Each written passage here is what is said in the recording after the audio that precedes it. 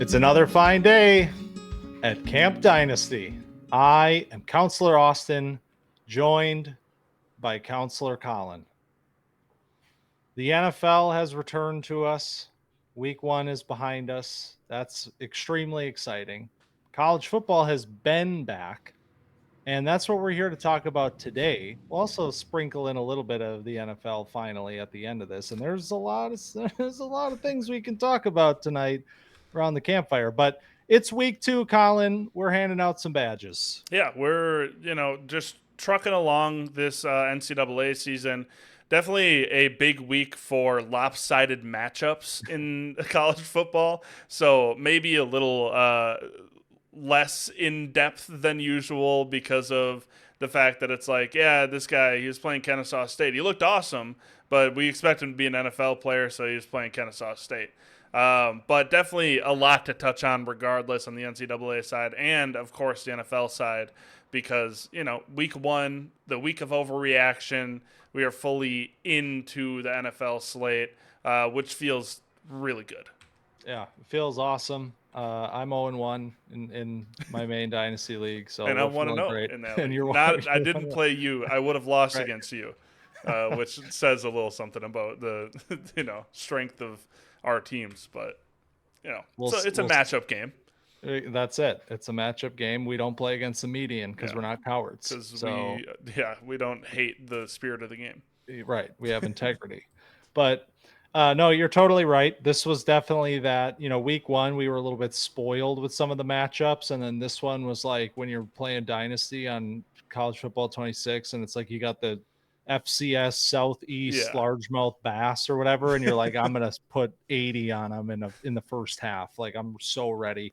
That's basically what was happening across college football this week for the most part. And a lot of the games, like you said, we're going to have a little bit of that in there, but it is always fun to watch when you go back and you watch the games and then it's like they're totally feeling themselves against like these future, personal trainers. It's like never has there been so much showboating, so much like too smalling, like they against don't a high school coach. Yeah, they don't care at all that they're playing a team that they are, much superior. They are feeling it and they're enjoying it. That was a common theme across the games I watched for this one. But all right. So you won the coin toss this week, which means you had the first pick. First badge goes to Elijah Sarratt. What badge does he get? All reliable.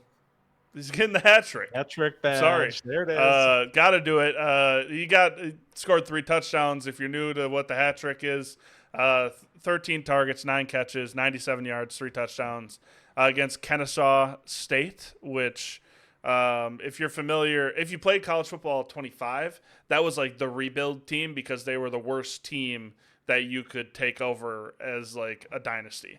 So that's kind of setting the idea of like what the competition looks like. But he did have like a couple really nice routes, a couple really nice catches, a spotlight on the first touchdown catch he had, which he was blanketed on like a slot fade route and just mossed a guy. Mostly known for like his nice clean route running, his footwork, his nice possession catches, a possession receiver. But went up and got it, did the Moss thing where you're like really feeling yourself like you were talking about, and you go and you're like, man, I could do anything right now. Like I'm the man. I'm playing on freshman mode. I'm like, so that was pretty sick to see. But good game all around for Indiana. Shout out to Mendoza. He looked really good, as he should, but you got to cross those thresholds if you're going to be, a real NFL player. You got to dominate the lower competition, which these two guys did for Indiana. Yeah, that's the thing. It's like you can only play who's in front of you, Mm-hmm. and when you're these level of players, you better look like you are an unstoppable force of nature, and that's what Sarratt looked like in this game for sure. The touchdown catch that you referenced, going up over the top, bringing it down. I mean, that's one of the fun things about Sarratt in this class is being one of the guys that has a little bit of size, has some catch point talent to go with that size. So he fills a fun little role in this class, and this is obviously a big week against a weaker opponent, but definitely good to see him having a monster start to the year. Yeah, absolutely. Probably moving up the wide receiver rankings a little bit for me. I'll say that, given mostly because of what the rest of the class is doing and what he's doing. So a little bit of both sides of the coin there.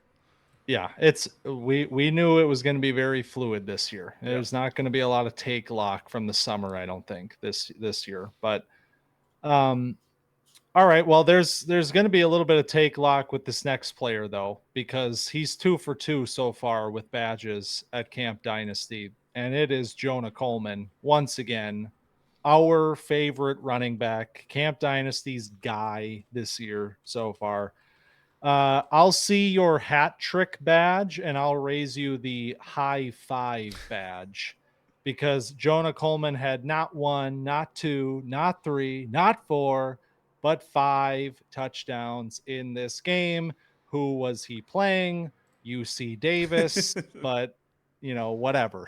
So Whatever. It was awesome. whatever. Yeah, it was awesome. He was running over guys, only 15 carries, 111 yards and 5 touchdowns. So 33% of your carries go for a touchdown. Not bad. Had a 24-yard reception as well. And we mentioned last week the one missed tackle force that he had, like that number is going to go up. Well, it certainly did against this level of competition. 10 missed tackles forced in this game to go along with 5.27 yards after contact per attempt. He was once again, no surprise, steamrolling guys in this game. Like first contact, no chance. He's running through guys. Tough yards at the goal, in the deep red zone area around the goal line. Had a spin move inside the 5 that got him a touchdown, one of his 5 touchdowns. So he was putting on a show. Yeah, this was like he looked like really fast. We kind of talked about how I don't know about his speed. Like it feels like he brought it up a little bit over this offseason, but in this game he looked like the fastest man alive. He's like breaking angles where he's like getting a pitch and the guy can't keep up with them, and he's hitting the hole, and the safeties are like, oh man, what are we supposed to do? And like it definitely looked like an NFL player, man amongst boys. The contact balance was really on display because he was just bouncing off of people with those 10 missed tackles forced. So it was just like, again, one of those fun outings of like, man, this guy is dominating the opposition. All right, well, we got another player with the last name Coleman. We do. Kevin we Coleman. Haven't talked about yet. We haven't. Kevin Coleman Jr., wide receiver out of Missouri. He's been on 4 teams in 4 years: Jackson State, Louisville, Mississippi State, and now Missouri. What's the deal with that? But he's getting the replicant badge because if you squinted at the screen, you might have thought Luther Burden never went to the NFL. 10 catches on 12 targets, a $126 and a touchdown against Kansas. So, a real team, I would say. But he was, the run after the catch was the real, kind of fun part about this. That's why he's getting this badge, is because he looked he's wearing number 3. He's getting the ball in space. He's making people miss. He's turning it up the sideline. He had 6.3 yards after catch per reception. 3.5 yards per route run, which is really good for a guy that's running routes on pretty much every passing snap, 97% of passing snaps. Lining up in the slot pretty much every single snap, 91% of the time. So this is another 5'11", 180-pound receiver in this class. Another nice slot receiver, a decent route runner, and pretty good after the catch. 7.1 A-dot, so you're looking at that kind of shallower A-dot, get in his hands and let him go. He's 3 for 4 on contested catches this year, so he's not getting a lot of opportunity to show off contested catch, but when he does, it's not bad. So this was just a fun watch. That game was also bonkers. Nobody wanted to hold on to the ball at all in this game. I think there was 5 or 6 fumbles in this game. So just fun game, fun player. Kevin Coleman, Luther Burden reincarnated. Yeah, I'm trying to jog my memory here while you're talking because I recall reading an article in the off season about Kevin Coleman Jr. and his ties with Travis Hunter. There's a relationship there. I believe they may have played at the same high school. Um, and like Travis Hunter was talking him up like as a good teammate would, and kind of saying like, this guy is the real deal. Um, but he transfers to Missouri, like you said, from Mississippi State, and like I was kind of hopeful that we would get to see a little bit of this year because of the Luther Burden absence in this offense, and he's coming in and he had a pretty decent year last year, and there's a little bit of buzz around his name. And yeah, he had an awesome game, and like you said, you squint, I mean, you kind of looked like Luther Burden out there. So we'll see what it means in terms of the greater picture if he's entering the wide receiver class as a highly notable name, one of these super yak threat wide receivers or not. But certainly an exciting game here for Coleman in week 2. I'm trying to see. Did they play just on Jackson State together? Was that in 2021? Or no, Travis Hunter played there in 2022. I'm trying to. Oh, yeah, Man, 2022. Yeah, they just played at Jackson State together. It was Jackson State. Yeah, they then. played in Okay. high school, and then they went to Jackson State together. There it is. Yeah. Okay. Yep. I must have been reading about Travis Hunter around the draft, and this popped up, and I was like, "Who's this guy?" Right. But so yeah, that's cool. Kevin Coleman, here he is. Let's keep rolling with another wide receiver. Man, we got a lot of wide receivers this week. They were showing out against these opponents, and Makai Lemon makes it into the program with his first badge of the season. My number 2 wide receiver heading into this season. And this game against Georgia Southern was, man amongst boys. That's the way to say it, because it felt like every time Lemon touched the ball, it was like you can't touch him. He's in the middle of the field, he's running these crossing routes, and it's like the safety there's no chance for him to get the angle on him because he's already gone. He had 2 touchdowns, four catches, 158 yards, pretty good, and 2 touchdowns. Not bad. 115 of those after the catch, and that's just on breakaway runs. Basically, he was showing off a little bit of elusiveness as well, though. 4 missed tackles forced. He juked out a couple guys on one of the touchdowns. He's got 8 missed tackles forced already through just 2 games. So showing that explosiveness and the lateral ability so far this year. And a player that I came in a little bit higher on, and he's had a really, really strong start, and over 90 yards in week 1, and now this 150 plus yard performance for Lemon against 2 not quite notable opponents, but still. I was just trying to figure out, because this is a game where the guy had the unbelievable catch, where he went like Jacoby Lane. There it is, Jacoby Lane. Yeah, crazy. If you were on Twitter during this game, you saw he kind of like stiff arms him, and like it kind of looks like Michael Jordan like going up and like palming the ball. But yeah, Lemon really good after the catch in this game, like you said, really just fast, dynamic, downfield playmaker. Had a couple really nice catches where he's like scooping them up off the dirt. So good hands, good adjustments. What you can see that's going to translate looked really good. And so this is what badge did you give him? I gave him the yak attack, which I did not say until right now. There we go. Yep, that checks out. Yeah, I do want to say Jacoby Lane.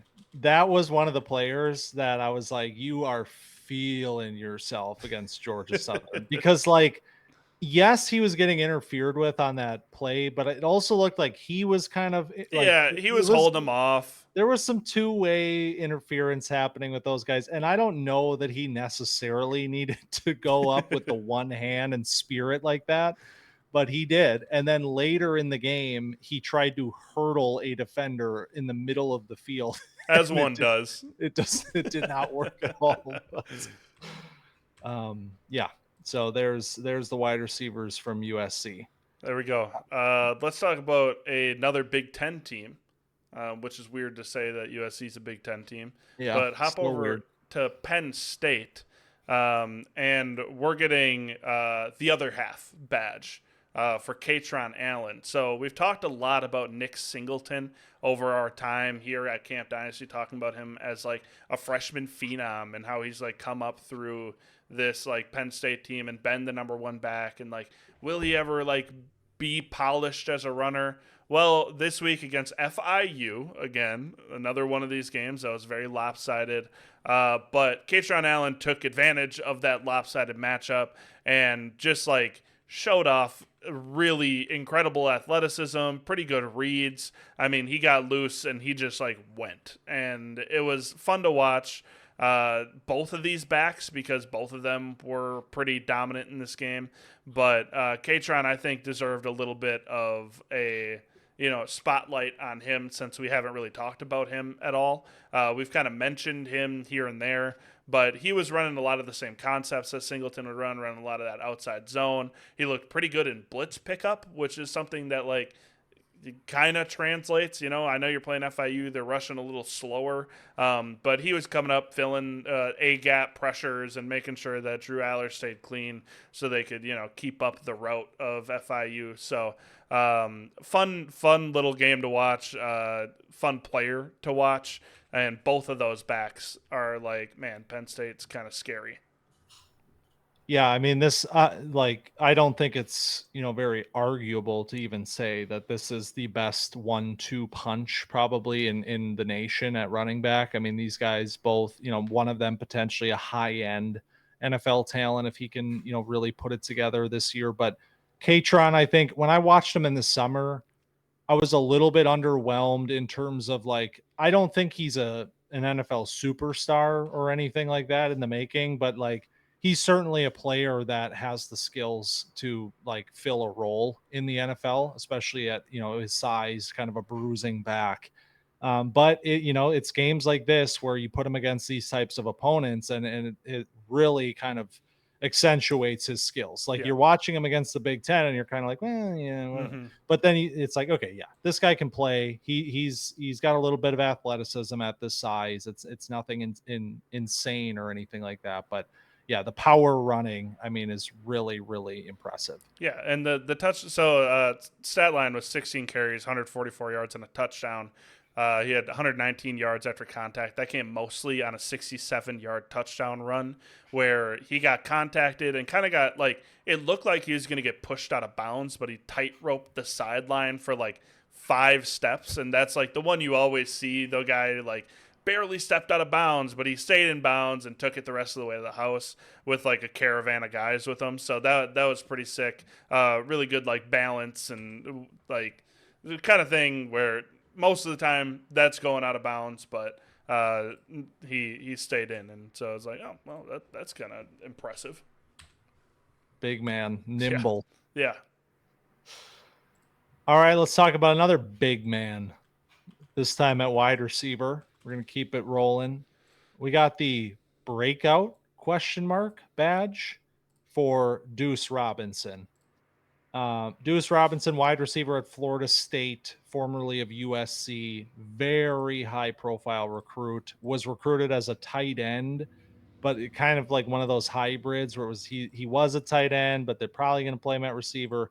He's 6'6", 223. So, he's got the frame to play tight end, but he was playing wide receiver at USC. He was there alongside of Zachariah Branch in that recruiting class. That was the 1-2 in the 2023 class.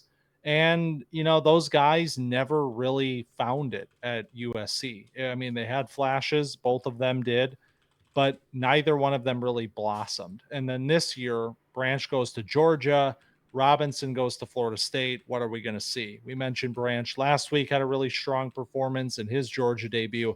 Now Duce Robinson has the potential breakout performance.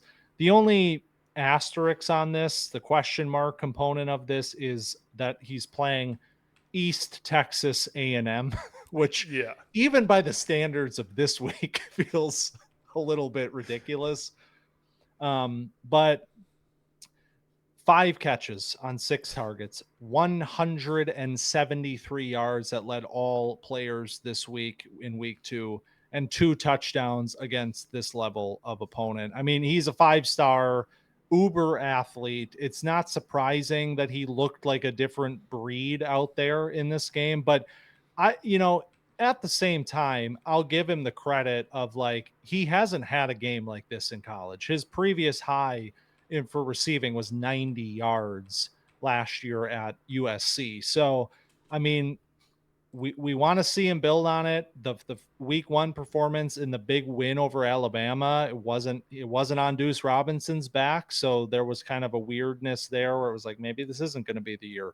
But he showed, a variety of skills in this game, mostly, some speed, stretching the field at 6'6", 223. Both touchdowns were on deep throws. The one, he just completely took the top off the defense.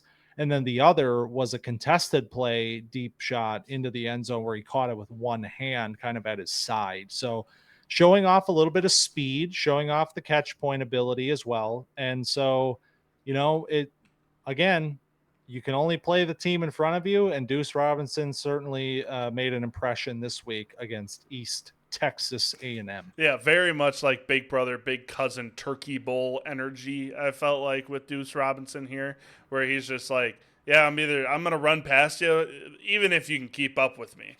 Doesn't matter. Like, I'm just going to go up over the top of you and catch this. And like the one-handed catch again, it was like the guy's like grabbing at him, like it really felt like a little brother fighting a big brother to try to like prevent him from getting the ball. And he's like, yeah, I'm just going to pin it to my chest plate. Sorry, buddy. But yeah, it was just like a fun, like, yeah, he was dominant. It was nice to see him be dominant because you kind of need to see that out of a player that you're hoping will be like an NFL guy eventually. But yeah, again, you can only play who's in front of you. He did it, and he made a lot of noise with that kind of performance.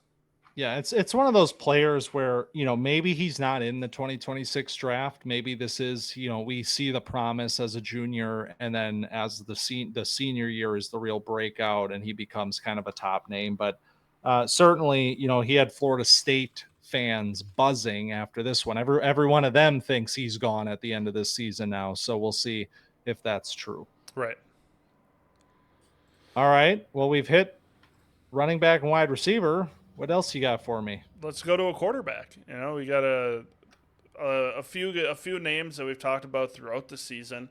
Talked about Arch, we talked about Aller, we talked about the laundry list. But one name we haven't talked about is Dante Moore of Oregon. And Oregon kind of light the world on fire these first couple weeks, where nobody's talking about Oregon. It's like, well, they're the number 5 or 6 team in the nation. I don't know where they're ended up this week, but played against Oklahoma State, had a nice 16 for 21, 266, 3 touchdowns, getting the clean badge because he plays just clean football. This is a ethical quarterback that's like, you look at what they did the last couple of years. That's why I say this is because like with Dylan Gabriel, with Bo Nix, it felt like it was just like RPO after RPO and then like downfield shot. And like maybe there's a little bit of that with Dante Moore, but it feels more like where like the throws are really impressive. Like the arm talent kind of jumped off the screen for me.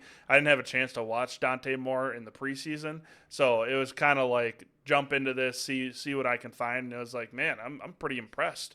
The mustard that he's putting on this ball with like little to no like step through or anything, like it just feels like it's coming out easy, and he's leading these guys perfect. The wide receivers are making some pretty good plays for him, but like he's putting it exactly where it needs to be. He had a goal ball in this game that he put like outside shoulder of the wide receiver to lead him into the end zone. Had a post route where again it was just like the wide receiver had to outstretch over his shoulders a little bit, but it was like you can't really throw a better ball than that.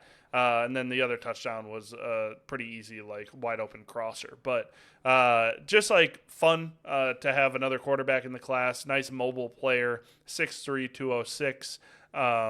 So yeah, I was impressed with this Dante Moore game and Dante Moore in general. Yeah, Dante Moore, if the name sounds familiar and you're not like a Oregon Ducks fan or a UCLA fan, like he was an extremely high profile recruit. 24/7 actually had him graded as a perfect player. So 100 out of 100, 5-star player for them. And he went to UCLA. And so there's obviously a lot of buzz when a player like that goes to a program that isn't necessarily, renowned for success. And I remember, watching some Dante Moore in his freshman season. And I mean, that arm talent that you're talking about certainly popped off the screen. Where to the point where it was like, oh, this is, circle 2026. We got a number one overall pick kind of a player with Moore. And over the course of his freshman season, it was just a real roller coaster to try to find it. I mean, he finished that season 1,600 yards passing, 11 touchdowns, 9 picks, and so he transfers to Oregon last year. Obviously, is not playing, sitting behind Bo Nix, but no, Gabriel. Dylan Gabriel. Thank you. Bo Nix was in college for a long time, but not Yeah, that long. not quite that long. So sitting behind Dylan Gabriel last year and now finally having his moment. And it's really encouraging to see that so far. I mean, the game against Montana State, whatever, but Yeah, he's getting pulled out of both these games early too, right. because they're blowing him out so bad. And to get, to face Oklahoma State, which, that's a worthwhile opponent, and for them to put it on him like that and for Moore to be as clean as he was in this game, really encouraging stuff. Yeah, just like the boundary throws are like, oof, man, reminds me of like Matt Ryan circa 2015. Damn, pretty good. Is that a comp already? Is that the first comp of the year? Well, I'm not. Yes, oh, yeah, no, yes, yep. That's it. Yep. All right, one badge left this week. Then we're gonna jump back to wide receiver because why not? And we're talking about a player that we mentioned on the Freaks List episode. So one of the Feldman's freaks showing up, getting a badge here. It is Josh Cameron, the wide receiver from Baylor, also renowned for his ability as a punt returner. But in this case, it was all about his work as a wide receiver against SMU in a truly spectacular game. 9 catches on 12 targets for 151 yards and 2 touchdowns for Cameron. This is number 34. If you remember back to the Freaks List when it was like, don't like that. Why is he wearing that number?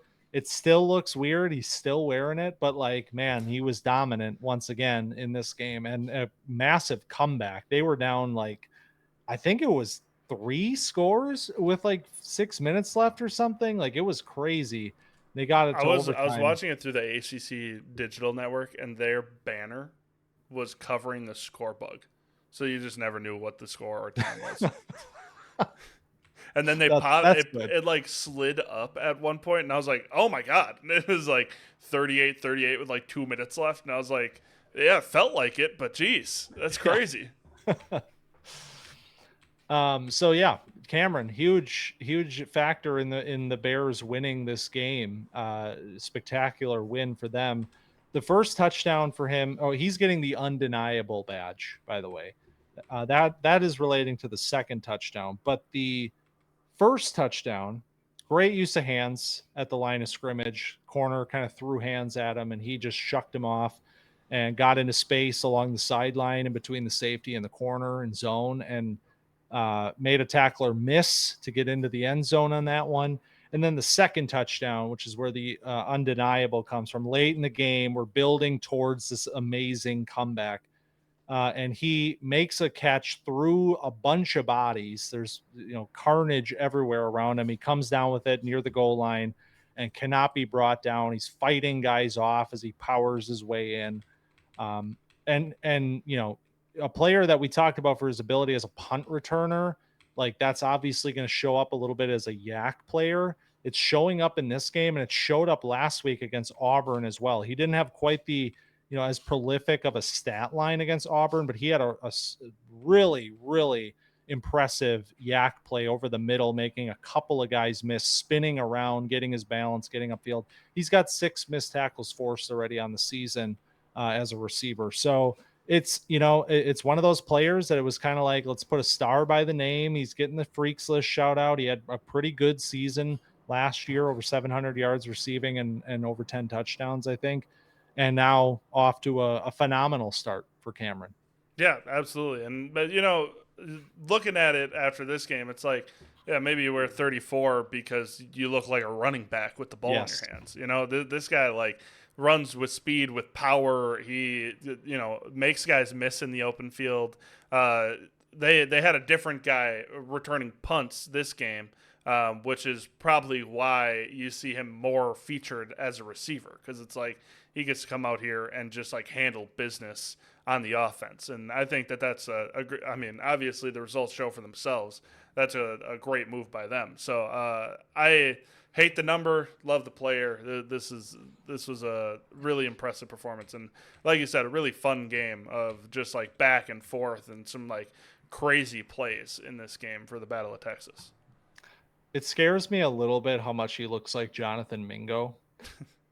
But I'm just going to forget about that for now. Just kind of ruin the vibe.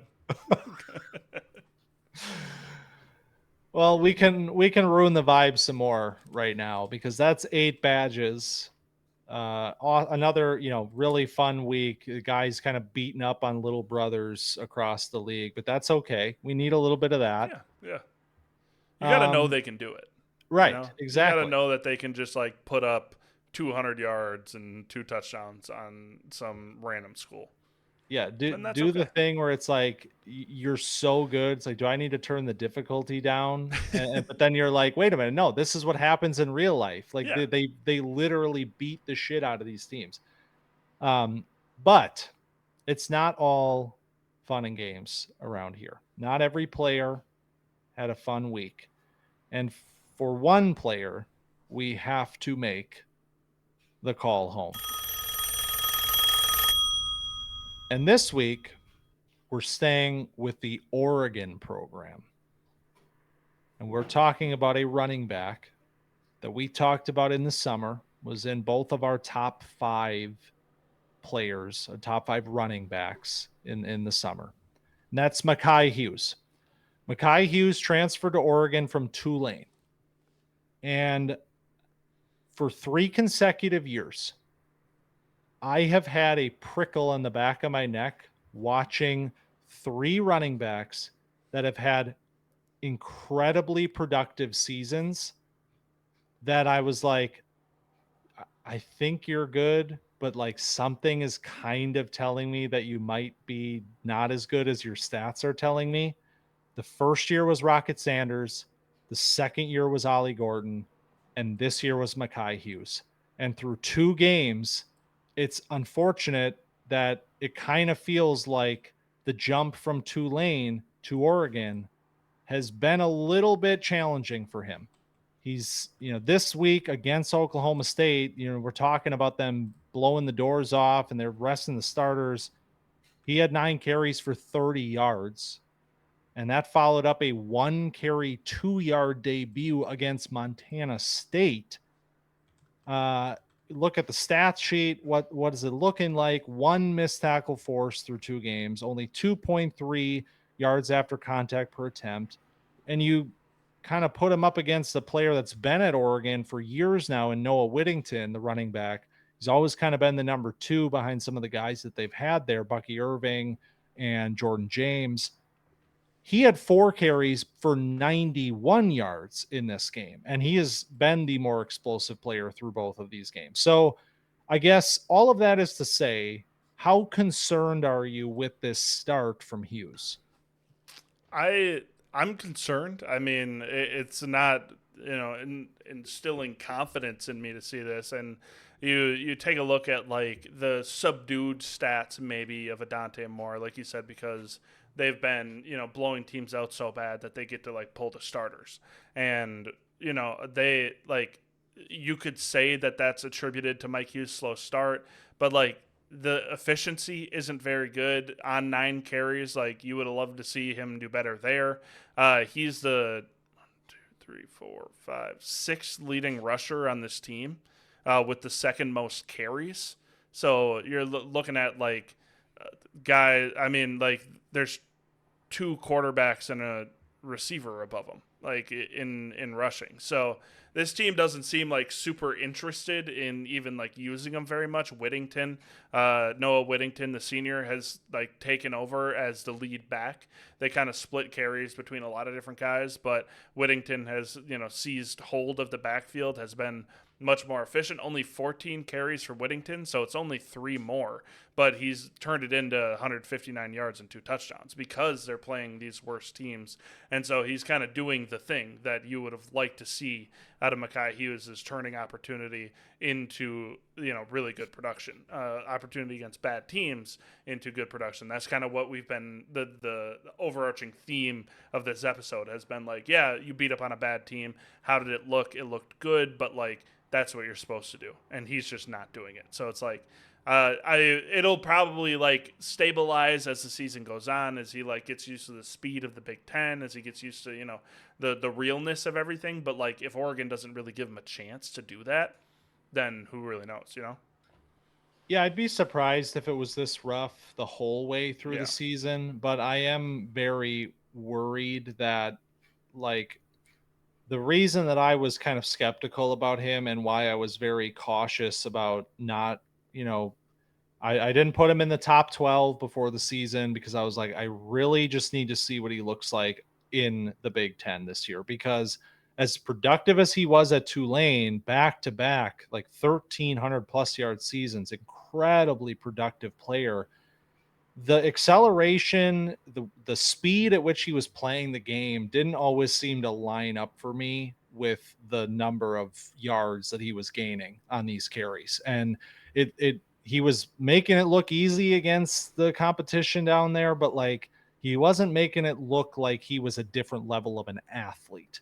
And I think this is the kind of, worry that I had, is that he was going to get to the Big Ten and get kind of exposed for playing a little bit too slow and a little bit too hesitant as a running back, where that's just not going to work. And we're not even into the Big Ten schedule yet. Like, we haven't even gotten there yet. He played against Montana State and Right. Oklahoma State, and he's already, clearly a little bit underwater right now. So again, I'm not saying it's over for Hughes, but like, there were red flags for me on film, and this is not a great start. Yeah, like, we both kind of were a little hesitant with Hughes, and I think that's another reason why, like, Jonah Coleman we were so high on, was because like, we were like, well, who's the guy that's gonna be, at least the best of the rest in this class after Jeremiah Love, who we'll see you in week 3. He didn't play week 2.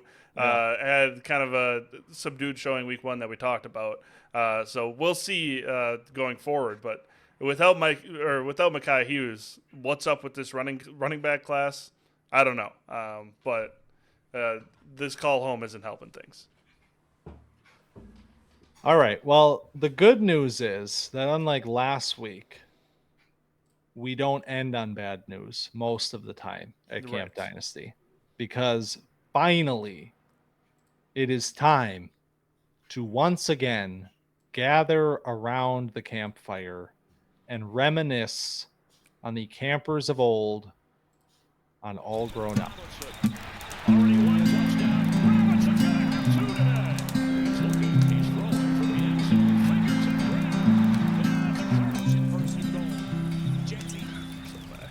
That feels right.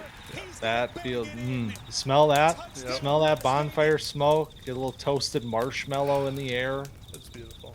It is. It's beautiful. And you know what else is beautiful? Week 1 of the NFL. And especially when, Collin, we had so many encouraging performances from rookies. It felt like across the board. So many guys, from first rounders all the way down through the late, sleeper guys, maybe even guys that were undrafted and became off-season heroes. They all were showing it up. They were all showing up this week, it seemed like, and having great performances. So there's no shortage of guys just from 2025 that we could talk about, but who are a few that really caught your eye this week? I mean, the number one guy that jumps off. I mean, I think there's two big storylines. I think the first one is a Makhi did the thing of like, yeah, well, what is it? You know, he's getting brought into kind of a muddy wide receiver room. Well, that kind of cleared itself up pretty quickly throughout the offseason. With Jalen McMillan's unfortunately like scary neck injury, and then Godwin not quite being back yet from his injury last year, it was just like Mike Evans and Egbuka running the show, and Egbuka had 4 catches, 6-7 yards, 2 touchdowns. Was the rookie leader in fantasy points for the week. Just like the day one, it was. I kind of talked about this, I think, in like predictions, and you know, we talked about this a lot. Where it's like Egbuka feels very pro ready. It feels like he's a guy that can go day one or ready day one, and he kind of proved that in this game. But it was also like, I don't know what the upside is, but if he can just, you know, turn out this kind of performance, it's like, oh well, like if he's ready day one and this is what he's doing already, like who cares what the upside is, and you know, he's only a slot receiver, like all that kind of goes out the window when you actually put the fantasy points on the board. I think the term upside might be broken. Yeah. I think we may have lost the plot with talking about upside, and I'm not saying we, like you, like the community. I'm saying us and everybody else, because it's really easy to fall into the trap of saying, "Oh, the slot guy that's not a super like he's very athletic, but he's not a burner. Like, hey, he's a little upside, you know, like he's kind of just a." But like, that narrative has been debunked for years at this point. I mean, Amon-Ra St. Brown, Cooper Kupp, like all of these guys have been living in the slot and just eating at what they do best. And I think a player like Egbuka really demonstrates why this idea that you have to be this, you know, screaming athlete that is, you know, having all these sexy plays all the time, like that is not necessarily what upside is. I mean, you could maybe talk about boom bust, and I would say, man, Egbuka was not a player that was boom bust, and he felt like a really, really good player. So doesn't that just mean he's a high upside player that's doesn't have a lot of floor? Right. like, oh, he has a high floor. Like, that's a bad thing. It's like right. A high floor, low ceiling. It's like, yeah, but don't you want a high floor? Don't you want your fantasy team to consistently score points week in and week out? And we even, like, deemed him high floor, like, week in and week out. We're like, yeah, no, he's got a high floor. And no, I don't know about the ceiling. And it's like, well, maybe the high floor is just what you need. Yeah, I mean, especially when you talk about a guy with size. Right. It's different when you're talking about slot players, when it's like these 5'10", 190 guys like we have in this class. And then it's like, okay, yeah, there's legitimate reasons why you could say they are lower upside players because they can't take the beating over the course of a season of getting 120 or 130 Right. targets. You know, it's like, so a player like Egbuka, in hindsight, and this is going to happen every year, but it's like hindsight, it's like, man, yeah, maybe that one was a little bit of we probably shouldn't have talked about it that way.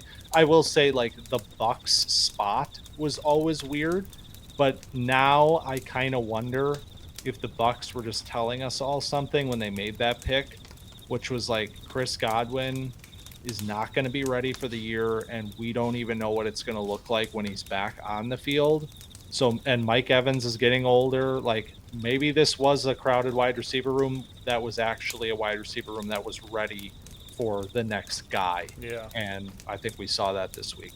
And then the next name that, I mean, the name in Dynasty, Bill Krosky-Merritt. It feels like it's a real thing now. You know, he went out, 10 carries, 82 yards, and a touchdown. Was pretty much the lead back for Washington in week one, and then reports come out saying like he will be the lead back for this team. I don't know if that's smoke, you know, to help game plan, you know, that kind of stuff. But regardless, he looked electric. I mean, he had the one long run. I think I saw like it was it took him one game to have like a 40-plus yard run, and Brian Robinson never had one. And it was like, all right, we don't need to take shots at Brian Robinson, but it was still like, yeah, you definitely see a little bit of juice coming out of that backfield that you haven't really seen in the last few years. And is Krosky Merritt a real thing? I don't know, but it seems like he had a really efficient day week 1 against the Giants. I mean, I'll tell you this. We talked about how impressive the 2025 running back group was, including a potential flirt with the word generational with a guy like Genty, and who led all of those backs in yards this week? It was Krosky Merritt. So I think through all of the offseason and all of the people pressing this narrative and really trying to get you to buy into the fact that this is a real thing. We talked about it when they traded Brian Robinson. It was kind of like, what the hell is going on here? Like, this kind of feels real. But we were like, I don't know. I can't get down with this. I mean, I said it when we had that conversation. I said, we will eat our words if we were wrong. And I, it's 1 week. Let's give it some time to mature and to see what this actually looks like over the course of the year. But like, it's looking like it was pretty real. Yeah. And then Fannin. I'll talk about the Browns kind of grouped together. Dylan Sampson is obviously like a real receiving back. It seems like he had 8 catches on 8 targets for 64 yards. If you're in a PPR league, if you haven't gotten Dylan Sampson, I think it's valuable to get him now, because even if and when Judkins comes back, Judkins has never been a pass catcher, so I think like Sampson remains involved pretty heavily in this offense. Really inefficient day on the ground. I think is like none of their running backs could really get going. Their only touchdown on the ground came from Rocket Sanders, and I think it was like a 1-yard punch in or something like that. And then Harold Fannin just was the starting tight end for the Browns, and that was not something we saw coming. That was we were talking about like Fannin being a developmental piece and like being behind Njoku, maybe until Njoku's contract ends and then taking over, because he's still like a 20-year-old. Tight ends take a while to become like actual NFL contributors. Well, apparently the guy that's like the most successful tight end in MAC history just becomes the really successful tight end in the NFL. 7 catches on 9 targets for 63 yards, became one of Joe Flacco's safety blankets. I'll touch on Fannin in a second. I'll touch on Sampson first. The only thing I want to add there is that it's so weird to me that these is because every year it's like we look at what they do in college in terms of pass catching, and sometimes you're projecting it and sometimes it's there. With Sampson, it was like, I mean, last year 20 catches, 143 yards. It's like, yeah, that's fine, but like I'm not going to call him a pass catching back. And like then, he might be able to catch some passes. It's probably something we said. Right. So, I mean, but then look what happens. So sometimes you just don't know. Sometimes they just don't get used that way in college, and there's really no way to tell. But Harold Fannin, I've never been so happy to be wrong about something. Same. Because, I mean, and even, like, I remember you were a little bit more like, I think they're going to get him on the field this year. Like, they're going to get him on the field, and he's going to get some touches. And I was like, I don't think that's possible. Like, he's so young. He is still very raw. At least I thought, against man coverage, he's kind of like really a work in progress in terms of the route running against man. He has the sense against zone, but like even then, it was like the way that they were using him at Bowling Green. It was like, it's kind of gadgety. Like they're really just like getting the ball in his hands and like letting him do what he can do after the catch.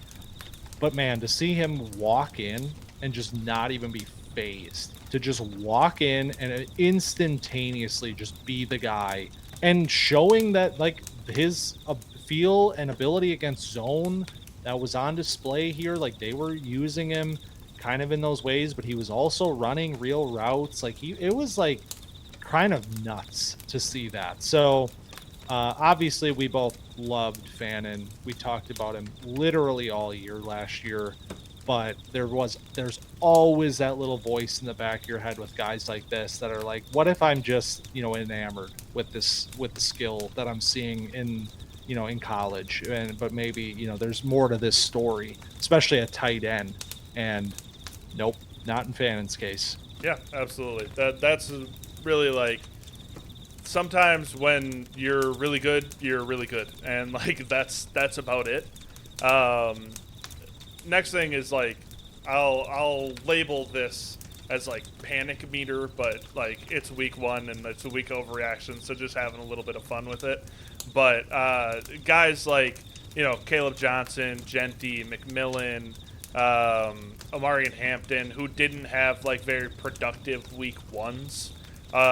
Where are you at? I'm sure you're as level-headed, but like it gives you like a little bit of like, well, I don't love it that you didn't see it already, but I know that we try to preach like, relax, it's gonna be okay, but it's still when your guy, like, you put it, like I had Caleb Johnson in the lineup, and it's like you see that negative .2 at the end of the week, and it's like, man, it still stings. Like, even if you tell yourself, you put it in your head over and over again, be patient, it'll take a little bit of time. He fumbled in this game, that's why he got pulled out, whatever.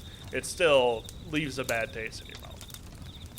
Look, I know that I'm probably more level-headed than I even should be. Like, I'm more patient than I should be. It's 1 week. Yeah, okay. I mean, it's like I'm thinking of guys. I mean, literally, look at what happened this week. Keon Coleman, Quentin Johnston. These are guys that are showing up in week 1. These are guys that were left for dead because people don't see it in a rookie season and think, okay, I don't care anymore. And like, and I know that you feel the same way. I know that you're posing the question so that we can have this conversation. But at the same time, there are legitimately people out there that are panicking about these things. Like, they are seeing, I took Genty first overall, and everybody said he was the guy. And I watched him at Boise State, and he had, such an inefficient day on the ground. Like, what is that about? Like, oh, I guess it was Boise State after all. We finally got to the bottom of this. He's playing against the Mountain West, so it's like, dude, these guys, like, sometimes they're a Mecca Buka, sometimes they're Malik Neighbors, sometimes they need 4 weeks. Malik Neighbors had like 9 fantasy points week 1 last year. I mean, it's over. So yeah, I was just like thinking. I wonder if I would like roll back the clock to week 1. Let's see, week 1 rookies stats. Let's see. No, Sleeper doesn't let me do that. Okay. But I remember last year it was like the same story where you're looking at some of these guys and you like kind of wanna overreact because it's like, oh man, my guy didn't do the thing week 1. But yeah, that's how it goes. The guys are not gonna be superstars every single week of their career. Even the guys that are superstars still have down weeks, into their career when they're Justin Jefferson, Jamar Chase this week had 3.6 points, so what does that mean? It's like nothing. Doesn't mean anything. Exactly. So that's where I'm at, is like, yeah, maybe if you want to, have a shortened process, go ahead and sell these guys off or whatever, but I think you're helping out the guy across from you more than you're helping yourself. Right. It's not, there's going to be times where that's real, because that's just, a number. It's a numbers game. There are busts every year. It's a thing. But like, we shouldn't make judgments based off of who had the better week 1 or honestly, even rookie season. I can't stand that it seems like we've become so one season or bust with guys. When every single year, guys show you that they are getting better in the NFL. I mean, look over the last 3 years, how many guys went from, weird week 1 or weird year 1, kind of okay year 2, great year 3. I mean, it happens all the time. Yep. Chase Brown had 6 points week 1. Chase Brown, man. I do. Hey, so there is one that I really want to talk about that isn't a rookie, but I mean, very, very near and dear to our hearts at Camp Dynasty. Year one of Camp Dynasty, Zach Charbonnet. Mm. I just want to come here to say you're never wrong. You're just early. Yep. Yep. Eaten into Ken Walker's workload. He comes in, you think that he's going to be, maybe a handcuff, a high upside handcuff. And now it's basically a split backfield in Seattle. But Charbonnet looks arguably better than Ken Walker. I mean, he's kind of more of a steady force in the backfield, and Ken Walker's more of a home run hitter, I'd say. So really good 1-2 punch for Seattle. But if diamond hands on Charbonnet, you feel pretty good right now. I feel vindicated because I had a lot of people that were kind of coming at me when I said on draft night that Charbonnet getting drafted to Seattle was worse news for Walker than it was for Charbonnet. I remember you saying that. And I think it's like this has been a process, but I think over time it's become clear with Walker kind of struggling to stay healthy and kind of struggling from a down-to-down consistency point of view. When you have a guy that's a brick shithouse that is the definition of down-to-down consistency, it was like there was always this little bleed happening, and now it feels like the narrative has just fully turned. Like, maybe is Zach the guy? I don't know. So I'm like, well, I'm only right like 15% of the time, but it feels really good to get to win one here. Yeah, and like another one of the Camp Dynasty guys, Devon Achane, who you loved more than I did, remains to be just like a fantasy nuclear weapon. Didn't have like one of those weeks where he exploded, but just like the state of the Dolphins offense, the state of like Tua as a quarterback, it's just like a complete disaster. And then the one steadying force, especially if you're playing in PPR, he had 18 PPR points last week, is Devon Achane. He's just like gonna be inevitable, and like if you had him and you took him maybe back half of the first round, like that is paying dividends for you. That 2023 running back class, man, that was a real one. Bijan, Gibbs, Achane, Charbonnet. Oh, Javonte was 2021. I was going to say Javonte, also back alive. Camper in spirit, Javonte. Yeah. We would have been all over him. We would have. I would have loved Javonte. I did love Javonte, but yeah. He'd have been one of my crushes. All right. Well, I mean, it's when you have 3 years behind you and you have all of the names in the world at your disposal, we could sit here forever and talk about all of the guys that we love that are kicking ass. But JSN. Yeah, we literally just all grown up is going to become just a part of the Camp Dynasty podcast network. Now we have a whole episode devoted to an hour 20 just to talk about remember when we talked about Breece Hall? Yeah, you remember those guys? Yeah. But all right, that's good enough for 1 week. We have a whole season to talk about these guys, a whole season to find out that all of your favorite high draft picks are actually busts, and it's really just Bill Krosky Merritt. That's the only good one. But no, it's going to be fun, just like it's been a fun ride so far with college football. Handing out badges. I don't know, man. I think you were all over it. I don't even know if it's real yet, but I'm feeling a little bit more excited about the class. We've introduced a lot of new names, and I don't know that all of them are necessarily excellent names or guys that are going to be in like the first round at the end of the year, but like the class is starting to take a little bit of shape. Yeah, that's what happens over the season is more guys will have these kind of performances where it's like, oh, he put himself on the map, and then he does it like 4 more times, and it's like, oh, this guy is going to be an NFL player. So just waiting for more and more guys to start to show themselves, to start to become real. And then the guys that we already know just continue to perform like Jonah Coleman. Just keep putting together performances like this, and we'll feel pretty good at the end of the day. If you enjoyed our discussion about week 2 of college football and week 1 in the NFL, be sure to find us on Twitter, camp_dynasty, and TikTok, camp.dynasty. And if you are watching us on YouTube, be sure to subscribe and like the video before you leave, because we appreciate that a lot. And also, if you're on the pod feed, like, rate, review, subscribe, share, follow, all of the things that you can do with the pod feed to help us out as well, because it does actually help and we appreciate it. So thank you for doing that. Apparently, Emeka Egbuka called the game-winning play. Just so you know, he confirmed it to a reporter. He's like, "Yeah, I did that." Firsts. Yeah. Is that enough? Yeah. 4 firsts? How many there is no number. Thanks for stopping by Camp Dynasty this week, and we'll see you next week.